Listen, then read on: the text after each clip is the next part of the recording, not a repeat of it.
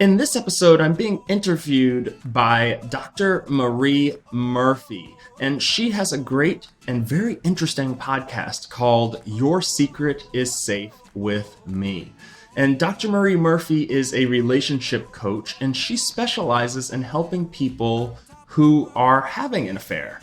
Not the person who is on the receiving end, but the person who is actually committing the affair themselves. And she helps work through the decisions on how to best move forward. So in this episode, we're discussing some basics of the divorce process, some of the things that you should consider if you're getting started and you're early in the process. We also, of course, naturally get into infidelity and how that impacts divorce and your potential situation. So I, of course, encourage you to give the episode a listen, but also I strongly encourage you, if you're in a situation dealing with infidelity, to check out Dr. Marie Murphy's podcast. It's Dr. Marie Murphy, Marie Murphy, PhD.com is her website. It's mariemurphyphd.com, and her podcast is called Your Secret is Safe with Me. So without further ado, here is the episode with Dr. Murphy. Hi, everyone. I'm Dr. Marie Murphy. This podcast is all about expanding the conversation around infidelity. I'm a relationship coach, and I specialize in helping people who are having affairs make decisions about how to move forward that are truly right for them. On this show, we feature tools and guidance from my coaching practice, as well as advice from other professionals whose work pertains to the sometimes complicated business of romantic relationships. Today, I have the pleasure of talking with Shawn Leamon, host of the Divorce and Your Money podcast. Shawn received his bachelor's degree in economics and philosophy from Dartmouth College and his M.B.A. from the IE Business School in Madrid, Spain. Shawn is a certified divorce financial analyst and provides financial advice for people who are divorcing through his podcast and his work with one-on-one clients. You can learn more about Shawn's services at divorceandyourmoney.com. In his personal life, Shawn loves to push his physical and mental limits as an ultra-endurance athlete. And as an avid traveler, Shawn spends his time between his offices in Dallas, New York City, and Hanover, New Hampshire. He can often be found wandering the globe. And of the more than 20 countries he has visited, Brazil and Monaco are two of his favorites. Before we get to today's episode, I want to let you know that today's show is brought to you by Marie Murphy, PhD Relationship Coaching. That's me. I provide shame-free, blame-free, non-judgmental relationship coaching. You can talk to me about the things that seem too messy or weird or stigmatized to share with your best friend or your spouse or even your therapist, including but not limited to matters related to infidelity. To learn more about my work, go to mariemurphyphd.com. And now, today's episode. Shawn, welcome. It's great to have you here. Hey, Marie. Thank you for having me. It's a pleasure. So you have an awesome book that is called Divorce and Your Money, if I'm not mistaken. That's right. Yeah. Okay, great. I recommend this book to anyone who is staring down the barrel of divorce. It is clear and packed with helpful guidance. And one of the things that's really interesting that you talk about is the value and often the necessity of having a really good divorce lawyer. But you also talk about the limits of what attorneys provide clients who are going through divorces. I think you quoted an attorney that you know as saying, "We attorneys went to law school so we wouldn't have to do math." And I can certainly relate to that, even though I'm not an attorney. Can you say more about the limits of what attorneys provide and why it's important to have a financial advisor as well? Most certainly. I think at a high level, there's three major issues that go on in divorce. One is, of course, the emotional side, the relationship, your own emotions of your spouse, kids, etc. And of course, you should have help with that aspect. The other element is divorce is by nature a legal transaction. I mean, marriage is a piece of paper. Divorce, conversely, is another piece of paper that says that you're divorced. And there are a lot of legalities to how to split up a couple and all of that entails. And that's where having a good lawyer will help you. And then on the other side of it is the third part is the financial element, which is all of your money. You're talking about houses, retirement accounts, how much support someone may pay or receive, what you're going to work later in life. Are you going to move? How you're going to provide for the kids long term? Is there a college fund or retirement that may be derailed because of this process? And so there are always many, many, many financial considerations in the divorce process. And it's very good both during the divorce process, but also after the process to work with a financial advisor, because the things that your attorney is going to be negotiating for you, or at least many of the things the attorney is going to be negotiating for you, are going to affect you for a long period of time.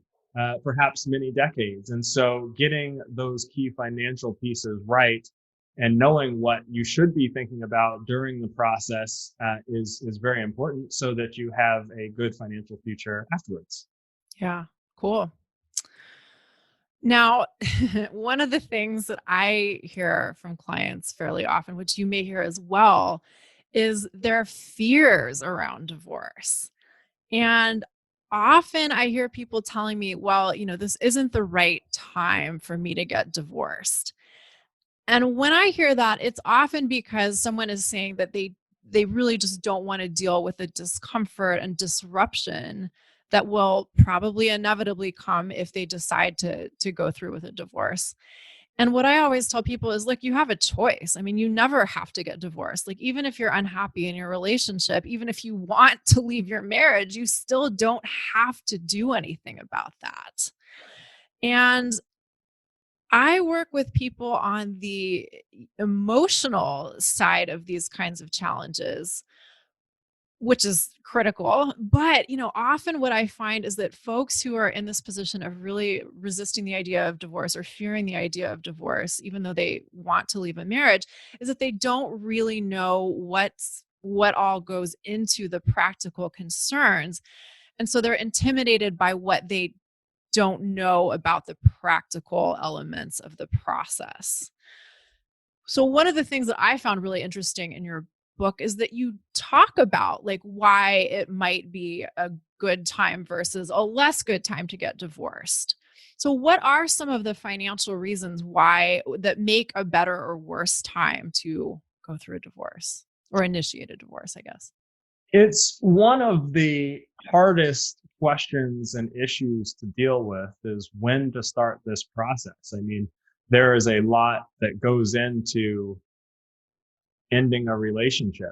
And you mentioned some people might not know what's there or be ready to deal with some of the complications and hassle and everything else that is associated with it. And even if you don't know quite whether or not you're ready, or at least you're in the throes of things, one of the things that's very common with me and with an attorney as well is doing your research and starting to figure out, all right, well, here's how this process may look. Here are some of the big questions I may be thinking about, and starting to get some preliminary answers. I'll give a financial version of that, and which also gets to my broader question and some of the broader financial things is I always ask someone, what do you want? Let's assume that what do you want your future to look like? I mean, if you're in your 50s, for instance, you're probably going to live another 30 or 40 years. That's a long amount of time. Do you want to stay in the relationship as is? Do you want to make modifications to it? I'm not going to make any judgments, because that decision is very personal, and there's a lot of intricacies to that. But what is it that we're aiming for, and how you want the rest of your life to play out? And if you're even younger than that, if you're in your 30s or 40s, there's a lot of life left to live, regardless of your age. And so the question in terms of financial things to be thinking about, well, there's a lot of considerations, one of which is there's two people who are part of this relationship. And so if one person wants one thing, and I'm speaking from a financial perspective as well when I answer this, if one person wants one thing and you want something else, how are you going to figure that out? And sometimes divorce is the only option in that scenario, but there are sometimes alternatives. But the other thing is like, hey, some states, and this is where I also say do your homework and start thinking about it. Some states have some very potentially severe, I don't want to call them penalties because that's not quite the right word, but there are milestones in a marriage that can affect how assets are split, how much money gets paid, how long money gets paid, what happens with kids. If we're thinking about if you have kids who are generally speaking under 18, though that varies depending upon your state, there's a child support consideration versus, kids who are off in college where you don't really have to discuss that as much as part of the divorce process. If you want to move states, there's so many different things to start thinking about when it comes to that win decision. But you really have to, and I encourage everyone, is just do the homework, because a lot of times if you do a lot of research up front, and I talk to people who may not be getting divorced for 5 years, but because maybe they want to stay together and stick around for the kids until the kids are out of the house, but they may be thinking, well, hey, if we get to that 20-year mark in our marriage and we're in a state where that 20-year mark could mean the difference between temporary alimony or spousal support and permanent spousal support, that becomes a really big deal in terms of doing things sooner or delaying things, depending if you're receiving or paying. So there's a lot to think about when it comes to that decision from a variety of angles. Yeah, for sure.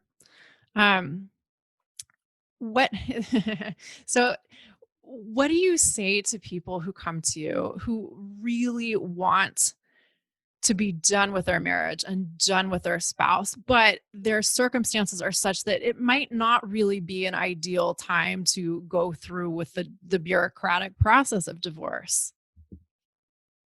There are options. Yeah. The one of the things that's important is having a clear agreement as to when things are supposed to be split. Because one of the important financial considerations is, when do you stop the clock in terms of assets and valuing assets? And what I mean by that is, if you have common examples, let's just say you're contributing $1,000 a month to a retirement account. I'm just going to keep math. I try and keep math very simple, particularly in a verbal conversation.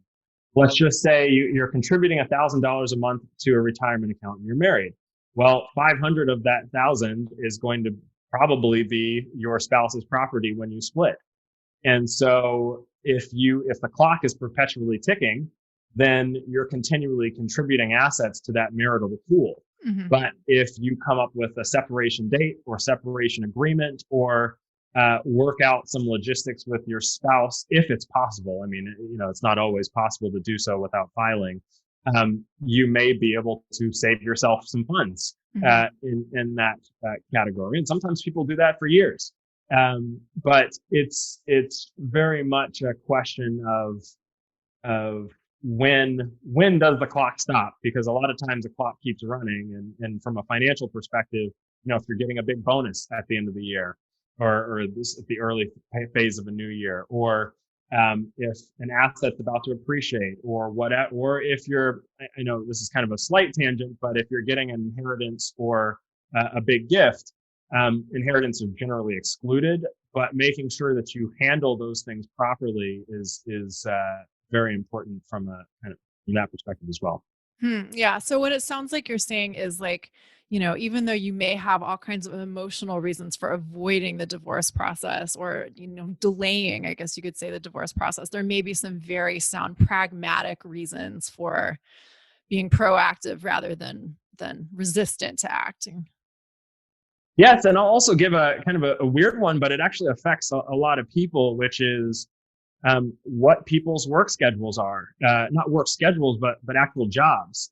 If two people are working and have reasonable incomes, that can have a big effect on terms of how much support is paid or received. But if one person has been out of the workforce for a long time, or recently got laid off and prospects aren't good, that can affect how much support gets paid or received by someone. And there's a timing element to that too, or if someone's in graduate school and they're about to finish up and they're going to have the capacity to earn a good amount of money, there's some things to consider, or retraining considerations, where someone, let's just say the kids are finally graduating, and in 2 years, you're going to go back to school and get a degree, or your spouse is. That could be an important financial decision to keep in mind in terms of when to separate or when not to, if we're just talking numbers. Mm-hmm, mm-hmm. Yeah, interesting. Okay, let's talk about infidelity. Since a lot of my clients are the one in the marriage who is cheating, there is often some concern about how infidelity will bear upon the divorce. And again, I think the folks that I work with have varying levels of knowledge about what this means in their state and what this means in the nitty-gritty details of the division of assets. So tell us what this looks like. So there's good news and some bad news, and it really depends on where you live. And that's the other thing to keep in mind for people listening is every state has different laws. There's some general frameworks that are true through most states, but still, there are unique instances in a lot of states. Now, the good news is all states have no-fault divorce laws, which just means that you can get divorced for any reason and you don't have to prove anything. And even if someone does prove something, usually it's not a huge effect when we're talking infidelity. I say usually because there are particularly a handful of southern states is where you see this most commonly, where there can be some additional impacts if infidelity, you can prove infidelity, and that can affect the asset split and can affect some other things. Now, it doesn't mean that a split's going to become 100% lopsided or something crazy, but it does affect things on the margin for some places. Now, on the other side of that, probably 45 out of the 50 states, it has zero impact. Almost who cares? Yeah. Now, because there's a very practical reason for that.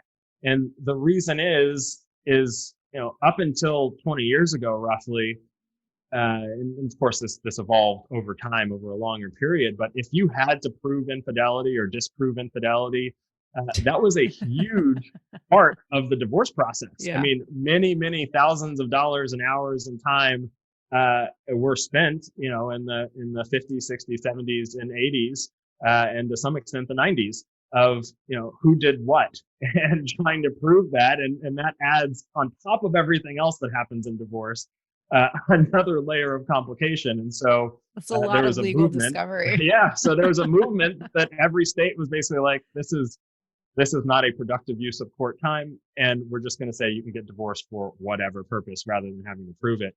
Now, to take it a slightly different direction, here's what can come up and can affect you, and it has to do with the technical term is dissipation of marital assets, and that is if you have a girlfriend or boyfriend and you are taking marital funds, or in between, but if you are taking marital funds and you are spending them on lavish vacations, gifts, cars, apartment, or house, or any, whatever that is, and that money and that's marital money you're spending, and your spouse, finds out about it or can prove it, you can end up having to repay that money to your spouse later down the line. Now, the good and the bad, if I'm being quite frank, is very hard to prove. And it's very expensive to prove. But I've seen people who've spent uh, hundreds of thousands of dollars on sometimes it's something as simple as, and I don't mean to use the word simple, but as straightforward as an escort, where I've seen people spend tons of money on escorts before. And that comes up because that's relatively easy to trace when it gets into the hundreds of thousands of dollars. But if it's, 10,000 here or $1,000 there on a business trip, it's complicated. It's doable.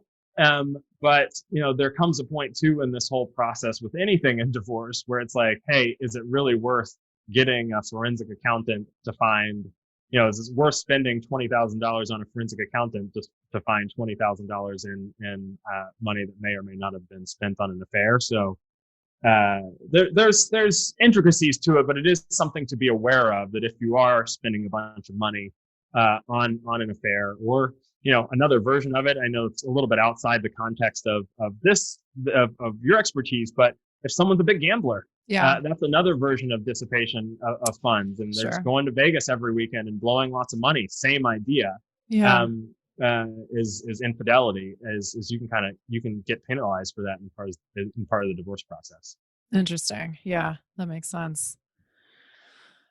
Let's kind of step back from the infidelity thing and talk about the general pragmatic concerns for anybody who thinks they're potentially going to be getting divorced or is definitely about to be getting divorced. Where does one start? Let's say you're pretty sure it's happening. Where do you begin? How do you start to get organized? What are the key things that you need to do first?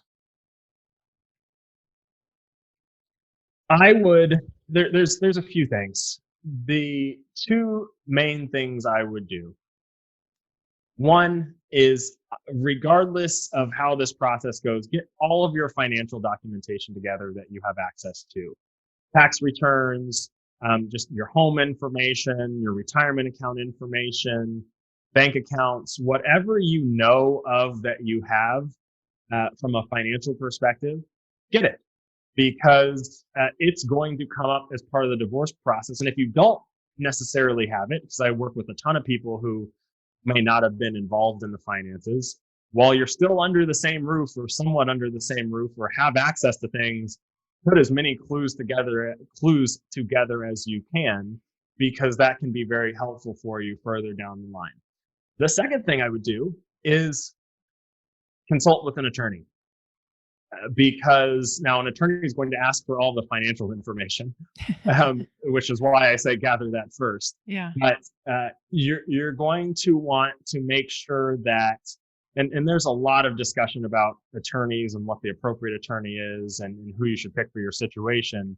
But you should be very aware at a high level of the legal aspects that are going to apply to you and your situation. It could be child support amounts and duration. It could be how things are going to be split. It could be something as fundamental as, there's actually multiple ways to get divorced in different divorce processes. And so having an attorney guide you through those options so that you can start thinking about them will be very good. Doesn't mean you necessarily have to hire that attorney day one. You may end up consulting with multiple attorneys.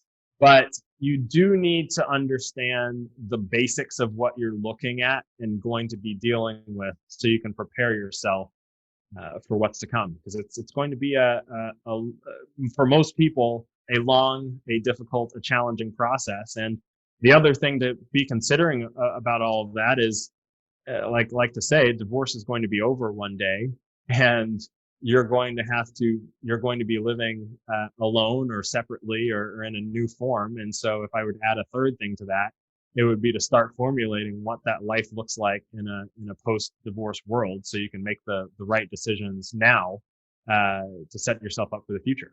Yeah, I think that's so important. And what is it they say? Like, begin with the end in mind. Have a vision of the future that you want to experience, even if it probably isn't going to be your reality tomorrow or next week or next month. Start to cultivate the vision of what you want your life to be like going forward. I think that's so important.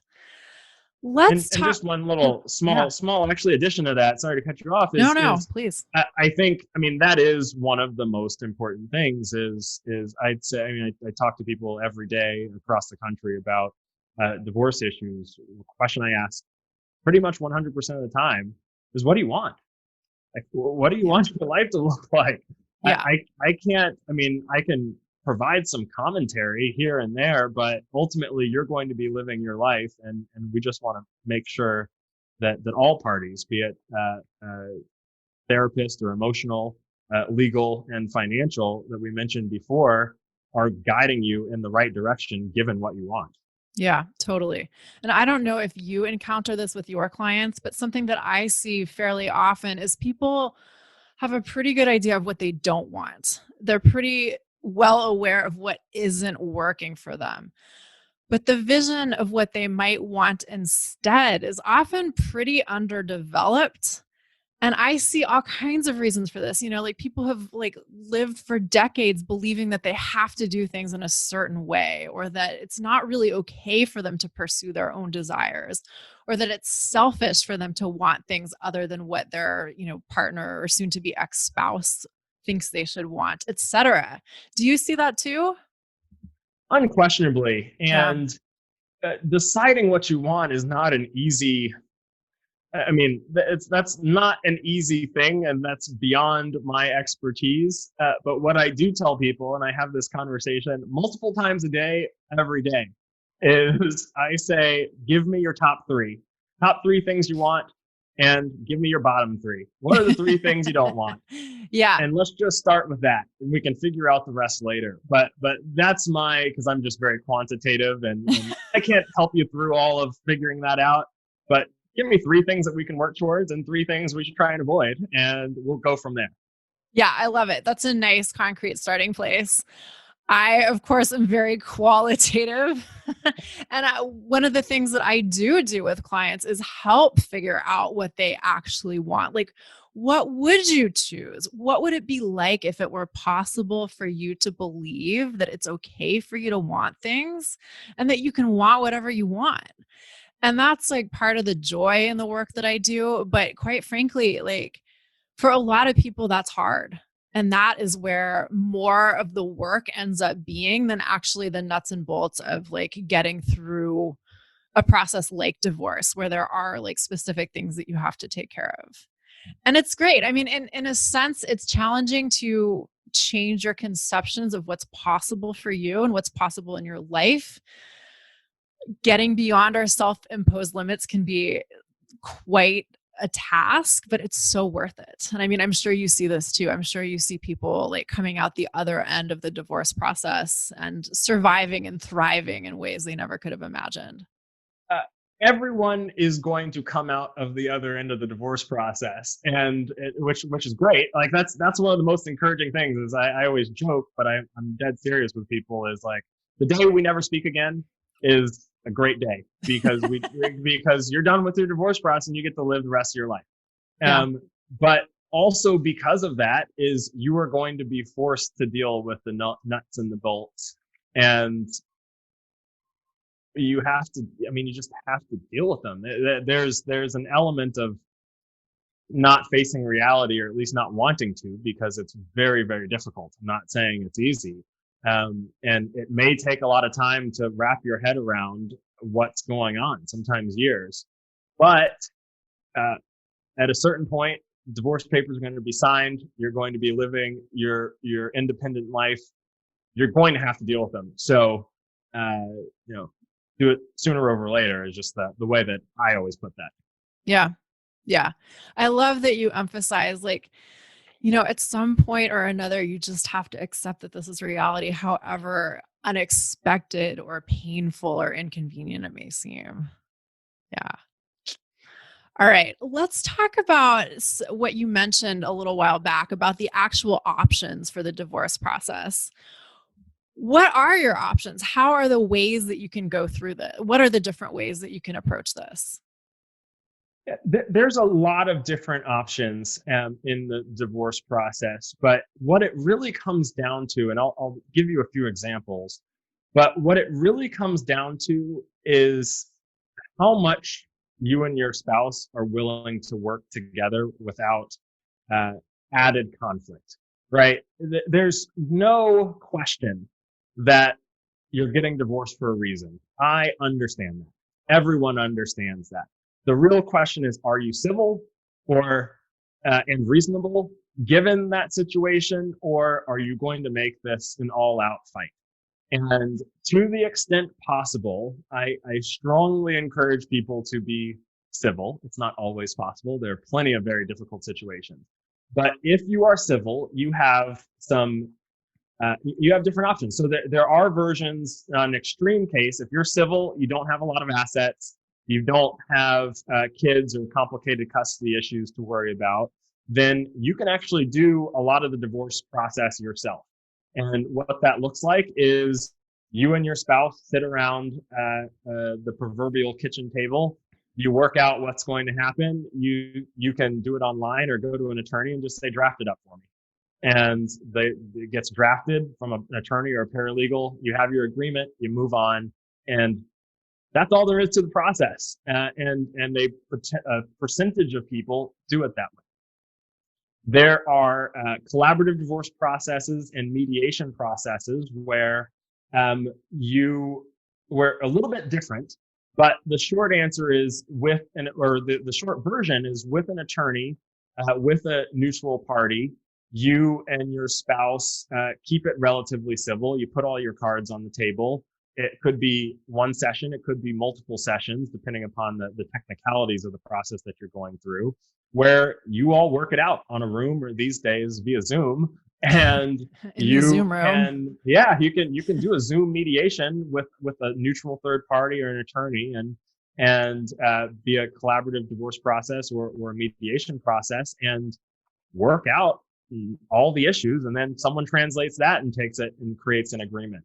Now, the more complicated process, if I were just keeping it, is the traditional divorce process is actually the toughest, because in that process, it's adversarial by nature. So one person is the person basically suing the other person, and we have a plaintiff and a respondent, and the paperwork looks very, very formal. And one person is basically suing the other, and you have to go through some very complicated, oftentimes very nasty emails with attorneys, with the discovery process, which is just gathering all the financial information, figuring out how much things are worth. But every step of the way can be a fight. And so if someone's asking for I'll give an example that just came up yesterday is someone has a basic house. I don't know. It's $400,000. Let's just say approximately. Nice house, not extravagant, but they're fighting over the value of the house. So one person gets an appraiser, the other person gets an appraiser. Both appraisers have to fight out the valuation. And we're now $7,000 in legal fees on the value of the house kind of deal. Now you multiply that by absolutely everything that could be an issue, and you can see why that process can become very expensive and very complicated. Now, unfortunately, one is as common, and two, there are some couples that just can't resolve their issues. Yeah. In which case, that's just the nature the process has to go. But there is a larger percentage of people who may end up going a more adversarial process that don't have to or don't need to. Yeah. And so when it comes to options, I always say, like, hey, figure out someone, see if something like collaborative divorce works and I look for a collaborative divorce attorney if you're halfway in decent terms with your spouse. Look for someone who's a mediator. See if that may work with your spouse. Look for someone who may just help you negotiate a couple of small issues. Like sometimes you agree on 80%, but need to work it out on 20%, or sometimes just one thing. If you are in a position where you can go through the divorce process like that, then you should. And if not, when all else fails, you kind of have to go the traditional route where both of you hire attorneys who aren't generally very pleasant, and good luck. Yeah. In the book, you talk about going to court and why it's so important to avoid it if at all possible. What are some of the reasons why you might have to go to court, and what should you keep in mind if you do? Yeah, there's so let's talk about why you don't want to go to court first. Sure. Is in most people's minds, because at least I am a big fan of crime dramas and have watched probably many lifetimes of Law and Order episodes. um, you envision some grand person talking on your behalf, and then you get to advocate, and there's great speeches, and the lighting's awesome, and people are like cutting away to you, and this and that, and like, no, sadly, that's not what really happens. Most judges in most parts of the country are overwhelmed. They have hundreds, if not thousands, of people they have to deal with on their docket. Some courts and some counties, and a lot of this is very county by county, not even state by state. Some counties, your judge may have just done 8 traffic tickets in the morning, and then by the time you're in your 11 a.m. lunch, right before lunch spot, they're dealing with your family law issue for 45 minutes. Then they're going to lunch, and then they're dealing with business litigation dispute. It's not the way it feels like, and they don't know you. And they don't, and I'm not going to say and they're just thinking about lunch. Yeah, but they're all judges.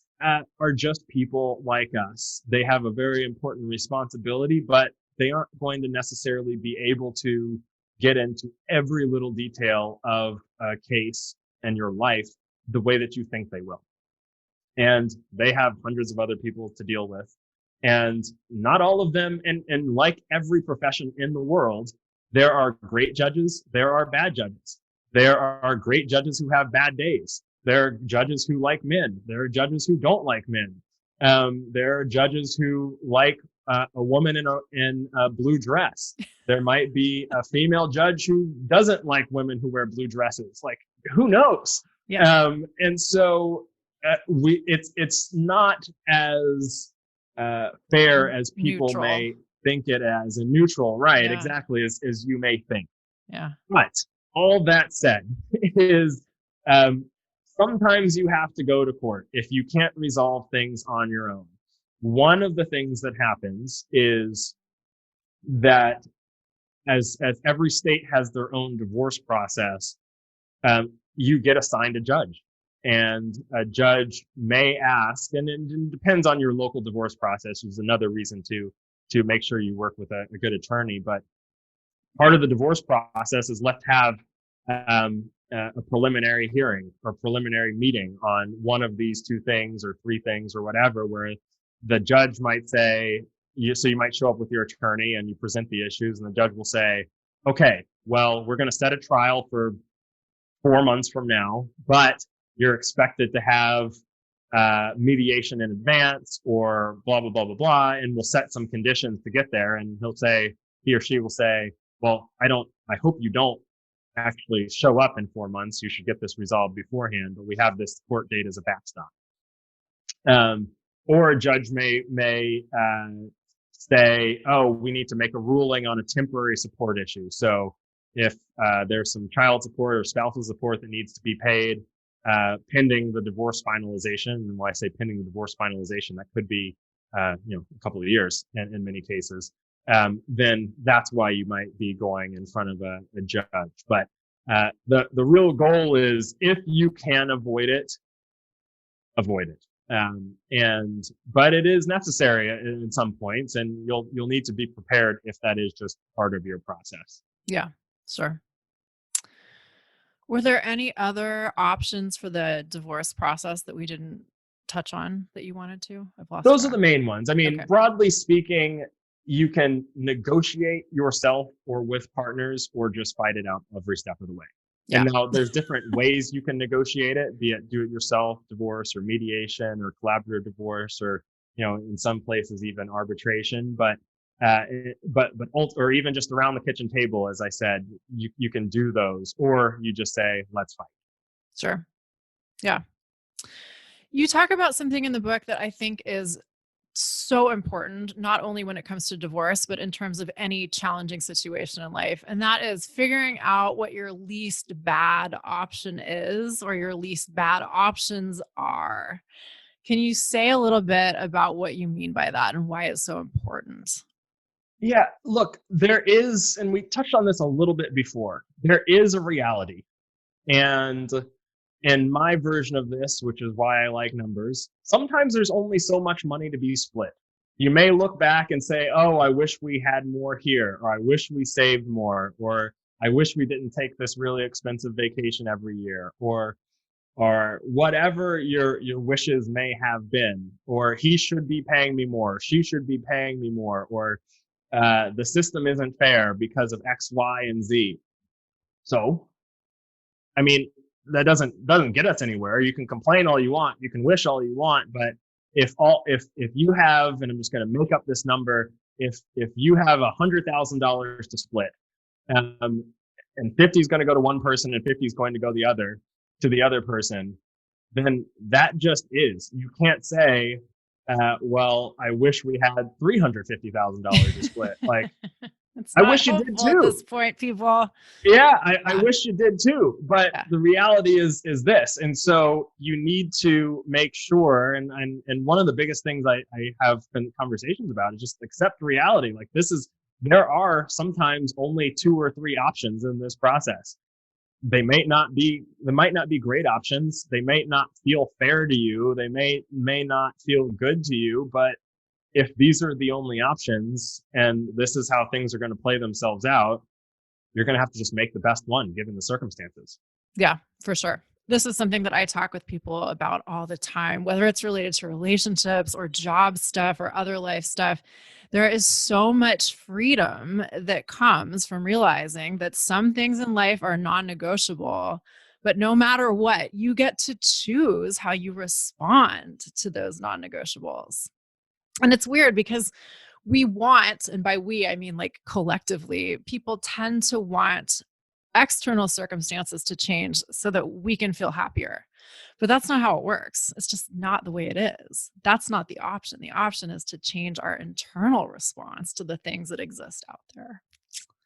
And I think that's a very good point, is the best conversations I have with people are those who have figured out, or at least have a very good understanding of their internal responses and have worked through all of that. When I talk about one of my big things from a financial perspective is, I hate to put it so harshly because it sounds harsher than it is.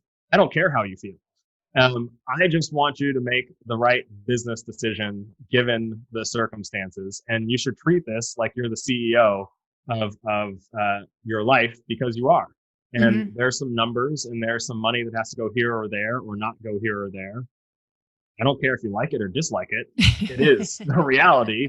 And so you get that, you go through it. But when people have done that internal work and, or are working on that and have made a significant progress, it makes this process a lot easier. Because one of the biggest things that's extra hard about divorce and the financial intertwining is that you're living it. And there's a lot of emotion that's attached to that retirement account. Like, something I hear from guys all the time, mostly, is, well, I've been working for 25 years for that retirement account. She can't touch it. And I'm like, well, that's not how the rules work. Yep. And so, and maybe in this is, of course, a very traditional example I'm presenting. But, maybe if your wife in this ultra traditional example sounds, if your wife was raising the kids, your 3 kids who are now great adults, and you're super proud of that, maybe even though there isn't dollar signs attached to that contribution, that was the partnership that you had. And that's equally, I mean, I don't know how you value that, but it's just as valuable, even though it's not a retirement account. Yeah. And so, you have to just accept and work through those things. Or, I had a great conversation with someone yesterday who has been working, she had just come from her therapist office actually, before we spoke, but she had such a better understanding of I mean, she was laughing at how absurd some of the things that were going on were. And of course, it doesn't make it easy, but she had a much better approach because she's been working on that internal stuff every day and every week. Yeah. I mean, we could have like an hour-long conversation about each of the things you just mentioned. I think the sort of like bigger overarching point is there is so much to be learned from interrogating our beliefs about money and what we're entitled to and what, it means for us to let go of our money or share our money or ask for money sometimes. And that is, really big stuff in our society. And I would suggest always an opportunity for immense personal transformation and growth. It may not it may not be the growth that you thought you wanted in your life at this particular point, but when you take that stuff on, so much change is possible. And I would, what I see is that like the more you're willing to reckon with whatever difficulties are facing you in the present, the better chance you have of being able to create a future that you're really excited about. 100% agree. Yeah.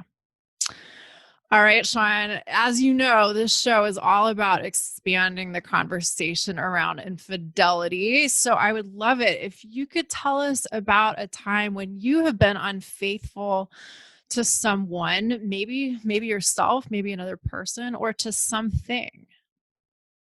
Yeah, always a tough question, and it flashes back to a time, I don't know, 6-7 years ago. And for context, I grew up in a military family, and still have a lot of family members in the military. Dad was, and many other people in my family are now active. And I didn't I didn't go, and I've always felt bad about that. But a few years back, I was driving in the car, and I've always kind of regretted not going, and thinking that's part of my destiny. But it took a long time to figure out that just isn't my life path, and it doesn't burden me the way it used to, because I assume that I was, I don't know, lesser than a lot of people in my family for that reason, and I let go of that in terms of a piece of my identity. Do I still miss it some? But yeah, of course. But I realized that sometimes it just isn't. It wasn't me. Yeah. It wasn't my path, and it took a long time. I mean, a long time to come to that conclusion. Yeah. Yeah. I love that. Sometimes the hardest thing to do is to allow ourselves to be who we are. When you said, I think you said, I still miss it sometimes. What do you mean by that?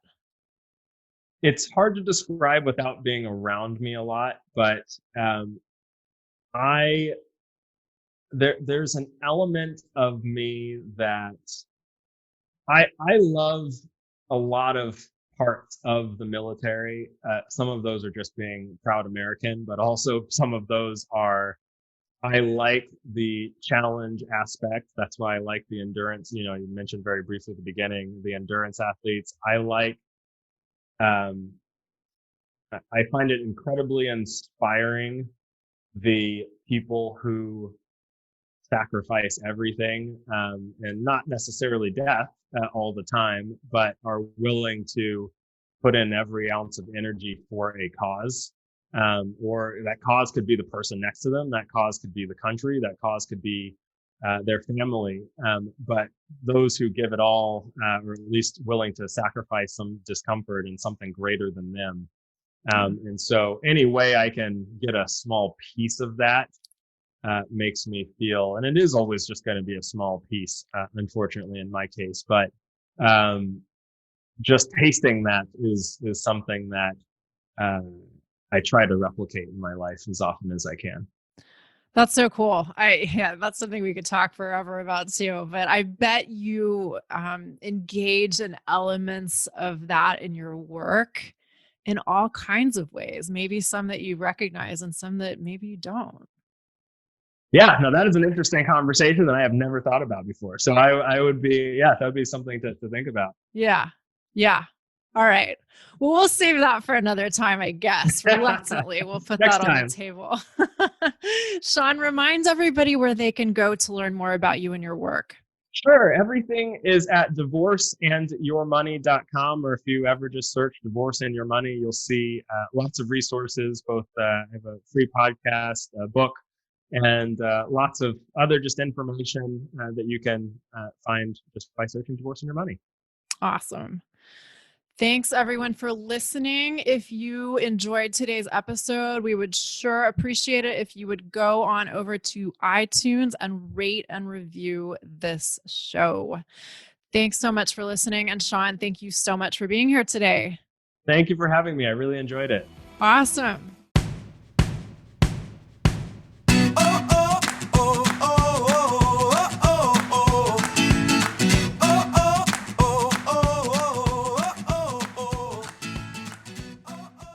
Now, before you go, I want to make sure you get some really important information. I'm going to tell you about a few things that may be of interest to you.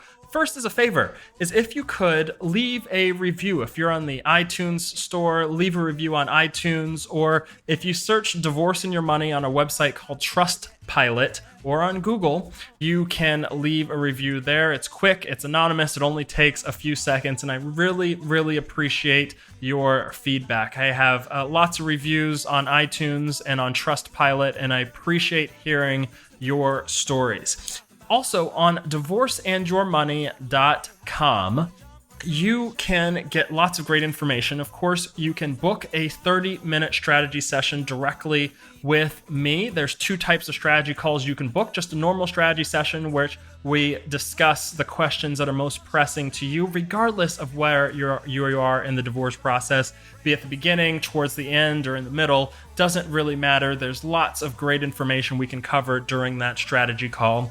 And also, we have a document review call. It's been one of the biggest things that we've done over the past year, which is you can send me your documents, be it your financial affidavit, a settlement agreement, or other documents that you would like for me to review. And then I review those in advance of the call. And then we get to discuss them in depth as part of a strategy session and get specific answers to some of the specific documents and things that you are considering. Also, for those who need ongoing support, we do have a few options for ongoing support, but regardless, it all starts with a coaching call that you can book at divorceandyourmoney.com. Don't forget to also get a copy of my new book. It's called Divorce and Your Money: How to Avoid Costly Divorce Mistakes. It's available on my website or also on Amazon.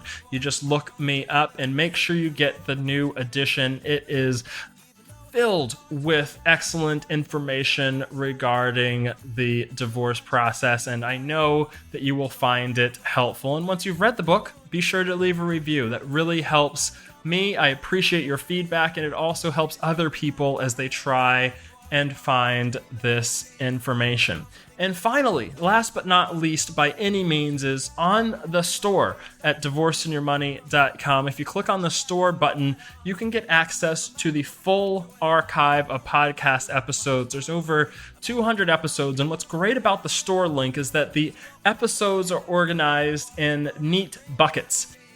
And they're organized by topic, so it's very easy to follow along with the information.